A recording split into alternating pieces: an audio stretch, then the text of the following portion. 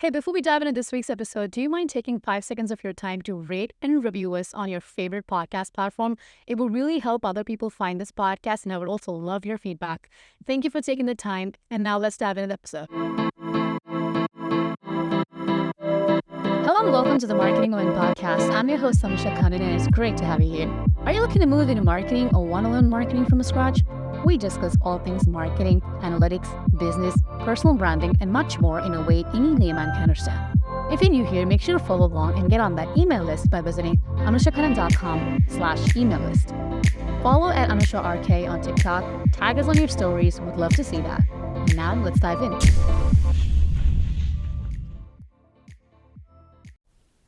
Have you ever felt like you wished for a crystal ball to tell you exactly what your customers want? Well, predictive analytics might just be the closest thing to that in the marketing world. In today's episode, we are going to talk about predictive analytics and marketing. So let's talk about this concept today. You know how in previous episodes I've talked about how Amazon basically tells you like, hey, this is where you left off. Do you want to continue browsing this? Or it suggests other similar products based on what you've searched on Amazon for, right?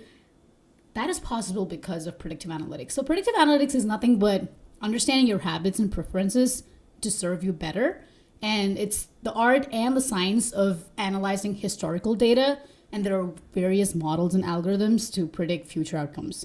So it's like looking at the pattern of orders that you've placed previously to predict what you're likely to order next.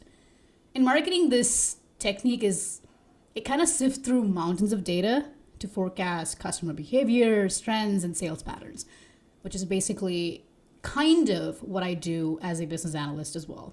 So in marketing, basically what role it plays is you're kind of being proactive rather than being reactive. You're not waiting for something to happen and then, jump on the bandwagon and being like, hey, this is what we're going to do. This is our marketing strategy. Other than doing something like that, you're predicting it. So you by predicting what a customer is likely to buy next, how much they're willing to spend or when they might turn, businesses can basically craft personalized experiences, optimize their marketing efforts, and also obviously ultimately increase return on investment. So it's about making smarter decisions backed by data to create a winning strategy in the competitive marketplace. So I think that understanding marketing analytics and knowing a little bit of analytics as a marketer is definitely an important skill that marketers are starting to develop. I've seen a lot of marketers that talk about marketing efforts backed by data, and that's just the way to go. That's how the world is changing, and adapting to that might be very useful. So let's talk about 5 to 6 types of predictive analytics in marketing and their models. I'm not going to talk about everything. We're going to talk about the top ones that I've learned so far. There's so many more models and types that are out there that people use. So the first one is behavioral segmentation using decision trees. First, let me tell you what decision trees are. Decision trees are nothing but it's a type of supervised machine learning. Hang in there. It is used to categorize or make predictions based on how a previous set of questions were answered. So this is basically telling you that, like, it's kind of like market research. Like we're talking to a group of people, focus group, and a bunch of people are telling you the same things. So you're like, okay, so this is a supervised machine learning. I'm trying to categorize based on the responses that they're giving, and I'm going to assign names to them. So for example, let's take 2 people. One person is a vegetarian and another person is a non-vegetarian. The first person is only buying groceries to cook vegetarian meals, and the second person is only buying non-vegetarian groceries to cook non-vegetarian meal. And that's how we categorize them, right? And based on how they purchase groceries, we kind of see that pattern and we're assigning them to different clusters. So that is what decision tree does. It's categorizing. It is used to categorize people into buckets. And behavioral segmentation is exactly telling you that. This approach, it kind of digs deep into individual customer actions and preferences, branching out like a tree to segment audience based on the decision-making patterns. So it's kind of like mapping out a journey that predicts where they'll go next based on their past stops. So if you've continuously only bought vegetarian meals related groceries, I'm going to assume that you're a vegetarian. And yes, this assumption can always go wrong, and there's a whole different aspect. There's a whole different concept that goes into machine learning there, but this is the base level, this is the foundation. The second type is lifetime value prediction. Everybody wants to know customer lifetime value. If you get into marketing or analytics even, people are always going to talk about customer lifetime value. So in this type, we use regression analysis, which is a model that forecasts the total value a customer will bring to your business over the entire relationship. And customer lifetime value is nothing but, hey, you've been shopping with our business for the last, let's say, 5 years. How likely are you to keep shopping with us for the next 5 years?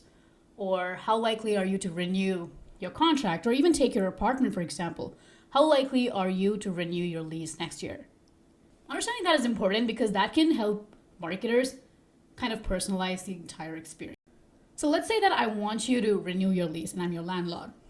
So what can I do to make sure that you will actually renew it? Yes, of course. Again, there are times when you're just not going to do something, when you're just not going to buy something because of, your own personal circumstances. But what effort can I put so that I can make you stay? That is what customer lifetime value will tell you. Do you even need to put in the effort? If you know they're going to leave, why are they going to leave? Is there something you can do about it? Understanding that is what customer lifetime value tells you. And regression analysis is a model that forecasts the total value a customer will bring to your business over the course of, the relationship that you have with them. The third type is churn prediction by using logistic regression. So logistic regression is nothing but, let's say you're going to toss a coin and you're tossing that for about 1,000 times. And the chances of you getting heads or tails, whichever outcome you want, understanding the probability of that, that's logistic regression. So by examining customer engagement and satisfaction levels, this model will help you predict which customers are at risk of taking their business elsewhere. It's about identifying who might jump ship before they even reach the deck. I've had a lot of really experienced analytical people tell me that they can tell you when a group of customers are going to churn just by looking at history. And isn't that true for even like basic common relationships in our lives, where we can just tell that people are just outgrowing us or we're outgrowing people? And this is just backed with data. And when you have millions of customers, when you have millions of data, rows and columns, data science can be very helpful that way. The next one is next best offer recommendation.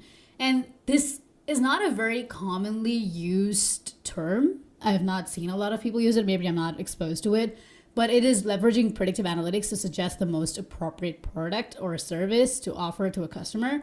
And basically like what I said with Amazon, right? They'll tell you, hey, customers also bought this. Or it might not even be in the same bucket, but it might be that it's kind of diagonally linked to what you're buying. So you might be interested in this. Let's say that you're starting to buy 1 or 2 gifts for someone else, someone that's not your gender. Let's say that you're a female and you've started buying gifts for a male all of a sudden.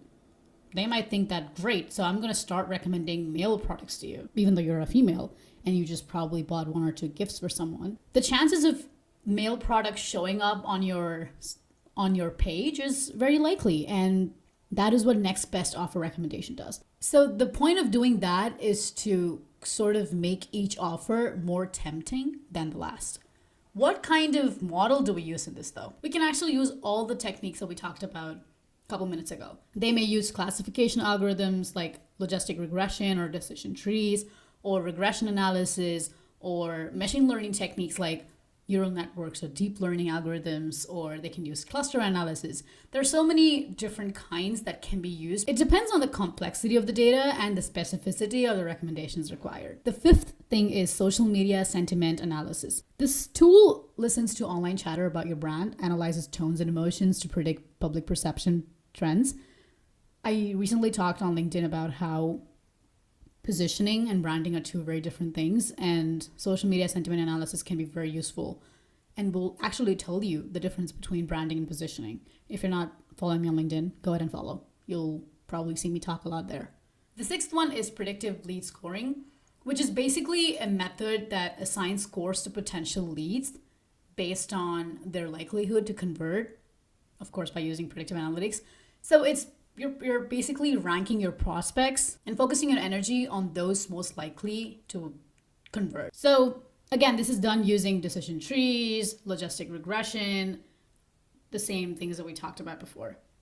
So before we wrap this up, I do want to say, how do you actually do predictive analytics in marketing? First thing you need to do is have a clear goal, obviously. You need to understand what you aim to predict. Are you trying to enhance customer lifetime value? Are you trying to reduce churn rates? You need to know what you're trying to achieve here.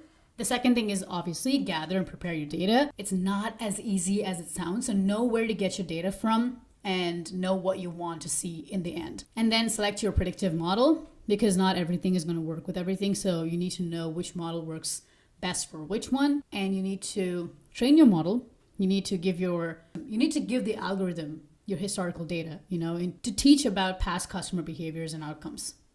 And then you have to test and refine. You have to keep testing it. You have to look at predictions against actual outcomes and refine your approach as you need for much greater accuracy. And the last one is you need to deploy and monitor. So let's say that, hey, we've done the best that we can. We're going to implement the predictive analytics strategy in live marketing campaigns, and then we're going to keep improvising. So again, what are you going to start doing? What are you going to stop doing? And what are you going to continue doing? It's not a one-time thing. You have to keep improvising. You have to keep learning. And I think I think predictive analytics and marketing sort of opens up a world where businesses can not only react to customer needs, but anticipate them, and thereby, making the experience feel personal, timely. And yeah, as we wrap up today's episode, remember that the future of marketing is not about looking into a crystal ball, but it's about creating one. It's not about, hey, what's that business doing? I'm going to do that too. But it's about, hey, what can we do differently?